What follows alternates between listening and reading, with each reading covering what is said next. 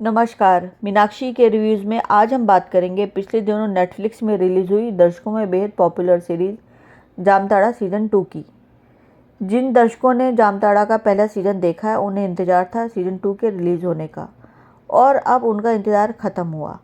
Jamtara series देखकर एक बात तो बिल्कुल तय है कि अब जल्दी ही लोग किसी भी फेक कॉल करने वालों से अपना बैंक अकाउंट नंबर और OTP नंबर शेयर नहीं करते, बल्कि ऐसी कॉल करने वालों को गंदी गाली ज़रूर देते हैं। आइए सबसे पहले जानते हैं क्या है जामताड़ा के दूसरे सीज़न की कहानी। जहां पहला सीज़न ख़त्म हुआ था, वहीं से दूसरे सीज़न की कहानी शुरू होती है। कहानी शुरू होती है 8 नवंबर 2016 को प्रधानमंत्री मोदी जी की नोटबंदी की घोषणा से। जामताड़ा में सभी के पास फिशिंग के जरिए कमाया अथाह पैसा है, तो सभी अपने अपने तरीके से अपने पैसे को ठिकाने लगाने में व्यस्त हैं। वहीं दूसरी ओर गुड़िया यानी मोनिका पवार जेल में है, जबकि सनी यानी स्पर्श श्रीवास्तव का पैर टूट गया है और इसलिए वो अस्पताल में है।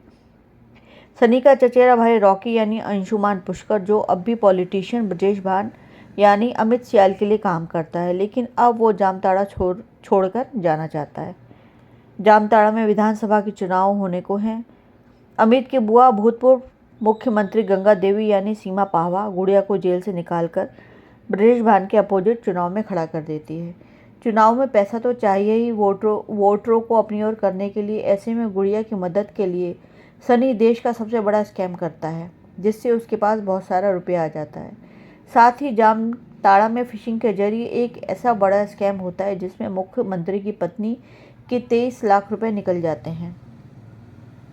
अब किसने मुख्यमंत्री की पत्नी के 23 लाख रुपए लूट लिए? सनी कौन सा देश का ऐसा सबसे बड़ा स्कैम करता है? गुड़िया और ब्रजेश भान में से कौन जामताड़ा का चुनाव जीतता है? ये जानने के लिए तो आपको जामताड़ा सबका नंबर आएगा सीज़न 2 देखना पड़ेगा। अब बात करते हैं अभिनय की। तो पिछले सीज़न की तरह इस सीज़न में भी सभी छोटे बड़े कलाकारों ने शानदार अभिनय किया है। वैसे तो इस सीज़न में सभी वही कलाकार हैं जो पिछले सीज़न में थे, लेकिन इस बार 2 कलाकार सीमा पावा और रवि चाहर ऐसे हैं जिन्होंने दर्शकों का ध्यान अपनी ओर खींचा है।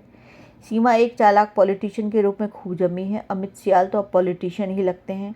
उन्होंने महारानी और जामताड़ा में शातिर राजनेता की भूमिका निभाई है। अमित जस्ते भी राजनेता की भूमिका में। इसी तरह मोनिका पवार, स्पर्श श्रीवास्तव, अंशुमान पुष्कर, अक्षा परदासानी, रवि चहर, दिव्येंदु भट्टाचार्य सभी ने अपना काम लाजवाब किया है। अब बात करते हैं लेखन और निर्देशन की। लेखक प्रशांत श्रीवास्तव, कनिष्क, अश्विन वर्मन और निशंक वर्मा सभी ने बहुत खूबसूरती से जामताड़ा को लिखा है। सभी देशवासियों के अकाउंट में 15 लाख रुपए आने का व्यंग भी है। संवाद भी अच्छे लिखे हैं। देश नेता से नहीं पैसे से चलता है, समझे। राजनीति में आगे निकलने के लिए पहले अपने को पीछा छोड़ना पड़ता है।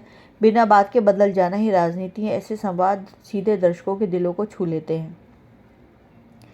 निर्देशक सोमेंद्र पाधी ने इस सीरीज से पहले 2016 में Budhia Singh born to run film बनाई थी। निर्देशक ने जामताड़ा का ताना बाना पूरी तरह से कसपाई रखा है। शायद यही बात इसे दूसरे सीरीज से अलग बनाती है।